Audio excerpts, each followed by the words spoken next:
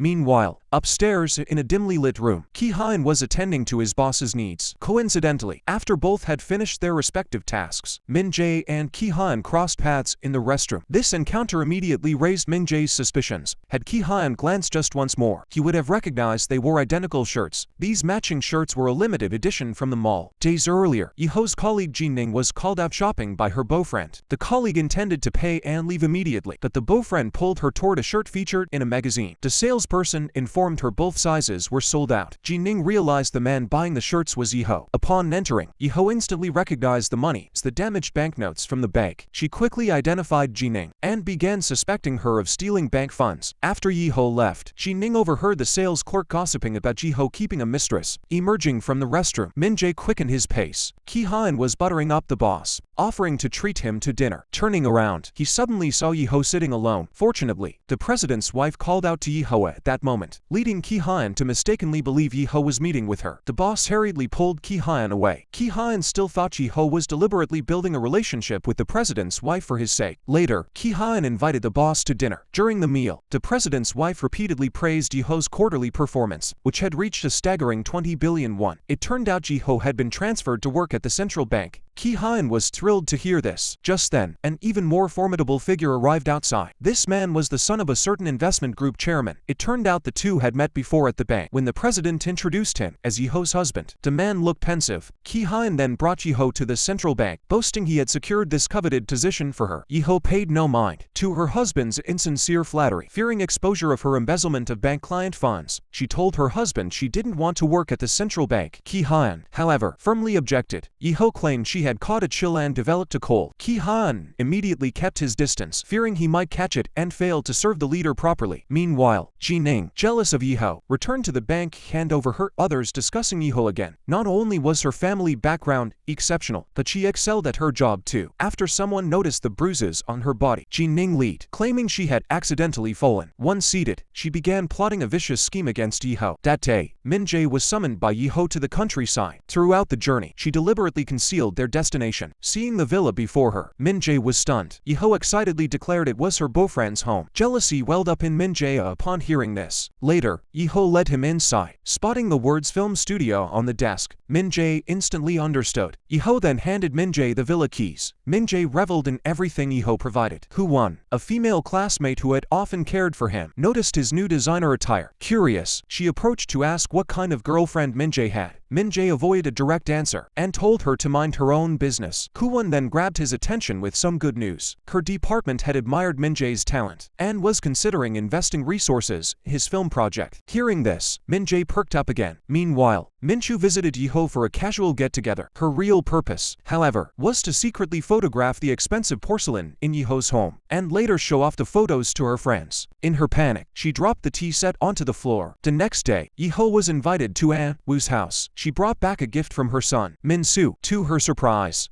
Upon opening it, she found a broken teacup inside. Without asking questions, Min-soo discussed his hobby of restoring porcelain with Yeho. Yeho mentioned her grandfather had been an artist. This instantly brought the two closer. Back home, Yeho saw her husband miserably eating takeout. Kindly, she offered him some fruit. Unexpectedly, he began to pick on her. Seeing Yeho ignore him, Ki-han angrily demanded she return all the money he'd given her before. Yeho rushed into the room and grabbed the ledger. Reviewing the money her husband had given her, she realized she couldn't possibly come up with the full amount. Her only option was to retrieve the via security deposit, but the landlord refused to return it under any circumstances. Just then, Yeho received another text message. It was from her colleague Ji-ning, who had secretly taken photos of her with Minjay. Ji-ning then called to threaten her if she didn't arrive at the designated location on time. The photos would be sent to the bank and her husband. Yeho went alone to the location. Behind her, it felt like eyes were watching her. Opening the door, Yeho froze in shock at the scene before her. The room was in disarray. A man lay on the floor. Ji-ning was crouched nearby. Learning Minjay was merely asleep,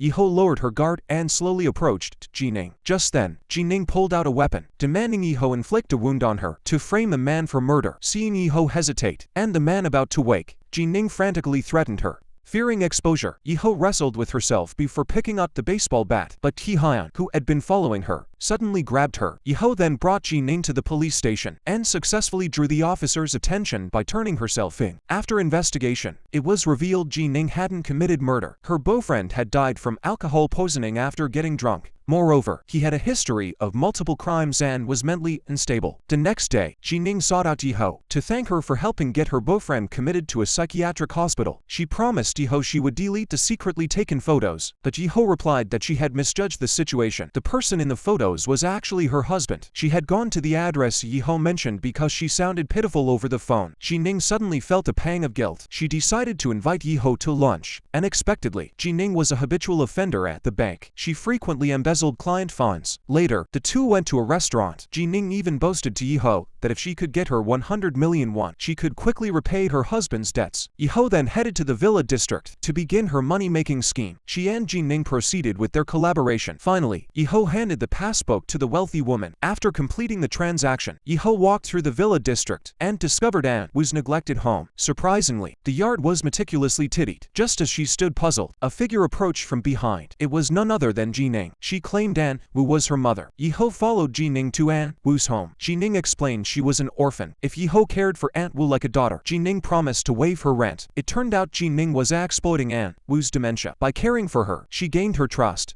to gradually swindle her savings. Unfortunately, An Woo's assets had already been entrusted to Yeho. Ji-ning inquired about a partnership. Yeho deliberately changed the subject. Before leaving, Yeho gave Ji-ning some money, hoping she would take good care of An Woo. But Ji-ning called out to Yeho if she didn't share the stolen money with her, she would reveal her secret to her husband. That night, Yeho returned the money to her husband. She thought he would stop pestering her, but he wouldn't let it go. Determined to make Yeho submit, it turned out Ki-hyun had just met with the vice president. If Yeho could be transferred to the central bank, he might ascend to his position. Ki-hyun told Yeho that working at the central bank would allow her to use corporate passbooks and hardware to transfer funds anywhere in the world. Yeho immediately grasped the implications. The vice president and his wife were using the gallery to launder money and evade taxes. Now they needed a discreet private advisor. That day, Minjay celebrated the award with his team. Woo-won brought rice wine, but Minjay still seemed unhappy. She complained that despite winning the award, they hadn't made any money. Even the production budget for the next project was nearly depleted. Minjay looked disgusted. Unwilling to smell the rice wine, he made excuses, saying he couldn't drink because he'd driven today. Woo-won wondered how he even owned a car. Suspecting he'd hooked up with someone wealthy, Minjay returned to the villa looking despondent. Yeho, seeing his gloom, splashed water on him to snap him out of it. That night, Minjay slept restlessly. The two later stepped into the courtyard. Minjay confided in Yi-ho about difficulties with filming, clearly asking for money. Yi-ho was summoned to the wealthy lady's home. She'd gathered a group of friends. Together, they pooled a large sum hoping to purchase a special financial product. After apologizing to the wealthy woman, Yi-ho prepared to leave. Seeing this, the woman threatened Yi-ho that if she refused, she would withdraw her previous deposits. Yi-ho had no choice but to comply. The next day, her husband invited Yi-ho to dinner. He then pulled out a box and handed it to her. It was a gift for her transfer to the central bank. After Yi-ho left, she suddenly received a call from Ji-ning. Ji-ning kept demanding money from Yi-ho, claiming the audit team had arrived at the bank. Unless Yi-ho gave her 50 million won, Ji-ning threatened to report her for embezzling client funds. After hanging up, Yi-ho lied that a VIP client needed her, telling her husband to take a taxi home. She then frantically drove back to her residence, finding the ledger hidden under a stool, along with the forged documents. In a panic, she ran into the courtyard to burn the forged evidence. Meanwhile, the bank's inspection team had already cleared all customers and closed the rolling shutter. Ji-ning hid in the restroom. Utterly tense, she flushed the stolen money down the toilet. Seeing Yi-ho hadn't arrived, the supervisor instructed the inspection team to start checking from Yi-ho's workstation. Yi-ho hesitated for a moment, wanting to leave the ledger behind. As she tried to destroy other evidence, a sheet of paper blew away. As Yi-ho rushed to retrieve it, the wealthy ladies found her. She pretended to go home for materials, hoping to send them away quickly. Then one lady spotted the flyer on the floor. Reading its contents, they instantly grew dissatisfied, yet they mistakenly believed she was deliberately withholding better investment products. The next day, the wealthy ladies stormed into the central bank demanding Yi-ho. They insisted on purchasing whatever was advertised on that flyer. Seeing her such persistence, Yi-ho demanded she promise not to tell anyone. The wealthy lady got her wish. Soon after, another wealthy lady came knocking. After picking up the fallen ledger in the courtyard that day, the wealthy lady discreetly memorized Yi-ho's clients. She politely returned the ledger to her. Her purpose in coming today was to entrust all her financial management to Yi-ho. Later, the wealthy lady mentioned issues at the branch. It turned out that when the inspection team visited the branch, their purpose wasn't to investigate bank employees. Instead, the branch manager was already under scrutiny for taking kickbacks on loans. This surprise raid was to secure evidence for his conviction. Ji-ning's theft of won coins wasn't originally a major issue, but coincidentally, during the inspection, the auditors discovered someone still hiding in the restroom. Fortunately, the supervisor intervened at the critical moment to save her. After Yi-ho transferred to the central bank, she never reached out to Minjay. By now, Minjay had achieved great success and was frequently interviewed. Yi-ho quietly followed his news through the radio. She couldn't understand why Minjay, after becoming successful, still hadn't fulfilled his promise to repay her money. Was all his love for her just a lie? Yi-ho had resolved to let go of this relationship, but unexpectedly, Minjay came to bother her again. Later, the two went to a restaurant, yet Minjay seemed like a different person from before. They appeared to have lost all common ground. As Yi-ho returned to the bank to prepare for closing time, the branch manager sought her out. She stated she knew someone had taken money from the bank. Yi-ho grew extremely nervous upon hearing this. The manager then asked her where Ji-ning had gone. Yi-ho didn't care about that. She only hoped her own theft hadn't been exposed. The manager told Yi-ho that a month earlier, she had noticed Ji-ning's unusual behavior. When the audit team came to investigate the bank that day, the manager helped Ji-ning escape suspicion and hoped she would reform.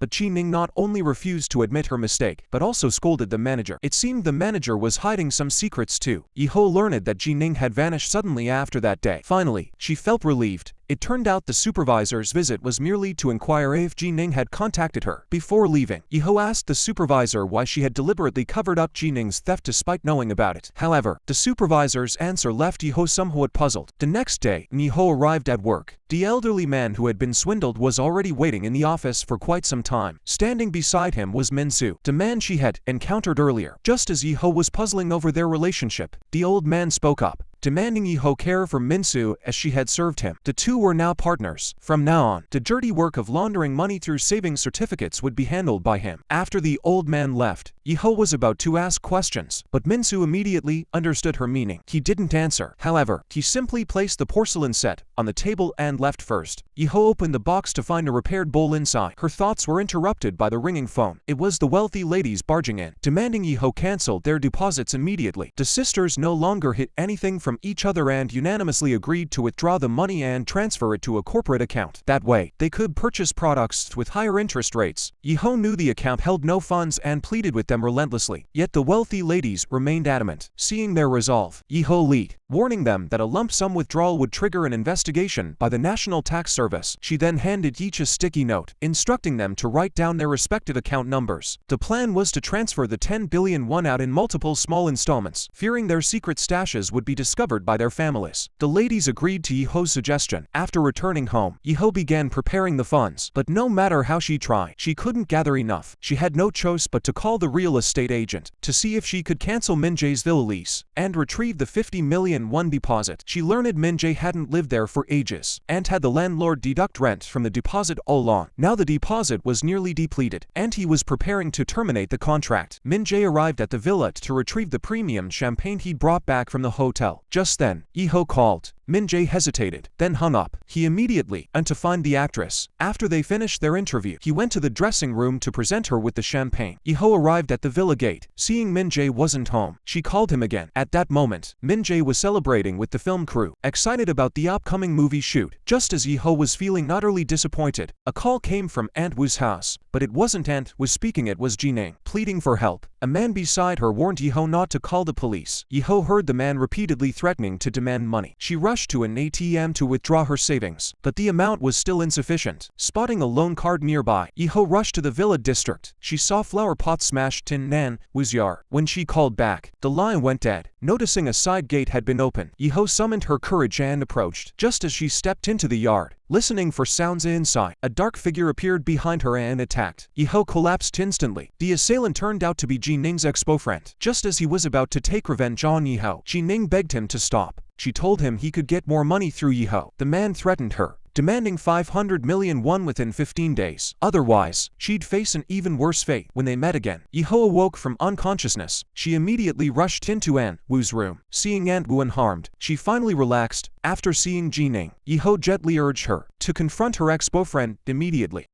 But Jining rejected her concern and advised Yeho to flee abroad for a while. Minjay woke up after drinking all night with the crew and began reflecting on his friendship. He believed his love for Yeho wasn't a lie, but that as a public figure, he had deliberately distanced himself to hide this secret. But when the actress emerged from the bedroom, Minjay glanced at her and his resolve wavered again. Meanwhile, Yeho received a call from the wealthy woman. It turned out several people had changed their minds after discussing it. They now demanded Yeho withdraw 4 billion won for her by the weekend. Hearing this, Yeho felt torn once more. During lunch break, as Yeho pondered how to raise the money, she overheard colleagues discussing a sum of money had been deposited into a temporary bank account. Yeho logged in using special privileges and set her sights on the 300 billion won inside. Just as she was about to steal a portion, Minsu entered the room without knocking. He immediately pulled out the old man's deposit slip, peeled off the fake stamp, and showed it to her. Minsu stated his intentions directly. Their partnership with the old man was merely to borrow his account. He promised to keep her embezzlement secret if she meticulously transferred funds worldwide weekly as instructed. His sole condition: never misuse this money. It all came from political heavyweights. To quell Yeho's misgivings, Minsu gave her an extra payment. Yet by weekend, she still couldn't scrape together 400 million won. Yeho confronted the president's wife, demanding payment. The painting hanging in their gallery was an inheritance left to her by Yeho's late grandfather. He now sought repayment for 30 years of unpaid rental fees. The president's wife, furious, refused to acknowledge the debt. Yeho presented his grandfather's deed of transfer. After returning home, the president's wife stared at the painting she'd treasured for years. After discussing it, the couple decided to teach Yeho a lesson. Yeho went to the villa, took the only item he cherished,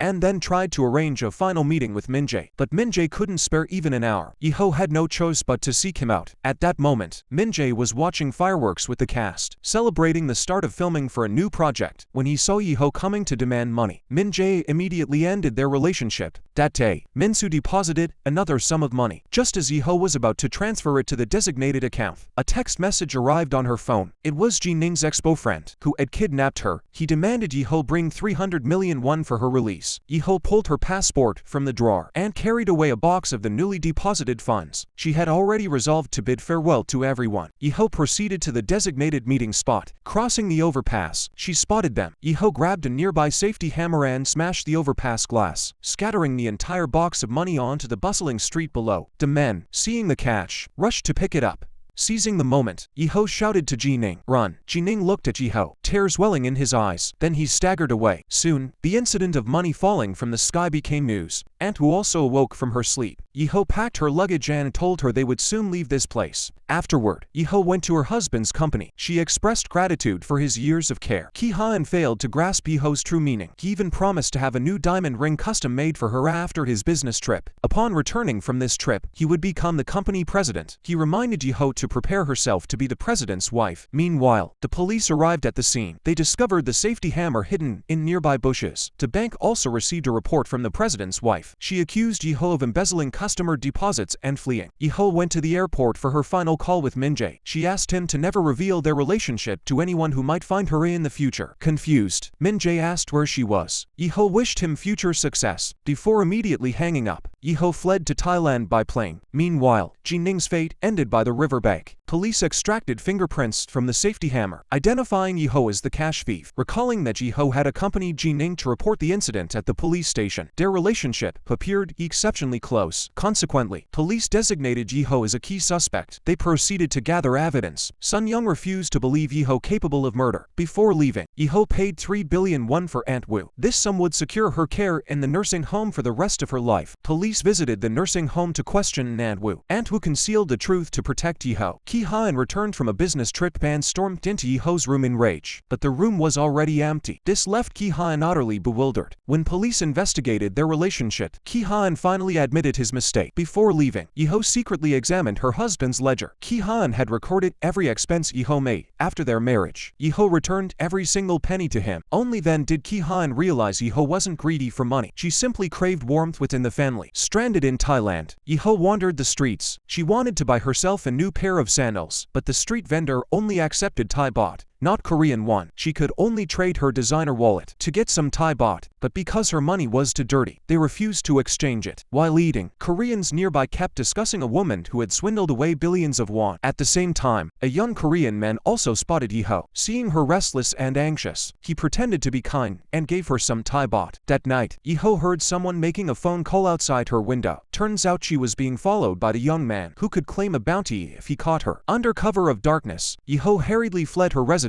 Just as she darted into an alley, she collided with a boy. He had been chased here by human traffickers. Yeho's kindness wouldn't let her abandon the bull. Even with a gun pressed to her head, she refused to let go. Fortunately, the police arrived in time to rescue them. Later, Yeho took the boy onto a bus and reunited him with his mother. From then on, Yeho settled in this place, working tirelessly to wash clothes and cook for them. After tidying a guest's room, Yeho noticed something off about the woman downstairs. Just as she hung the laundry, a noise came from above. Unintentionally, she saved another woman attempting suicide. To Yeho, every life held greater importance than her own. She savored this fleeting moment of peace. It seemed no one could comprehend her actions. Compared to the lure of money, she valued the feeling of being needed far more. The film ends here. Interested friends, feel free to like and follow. See you next time.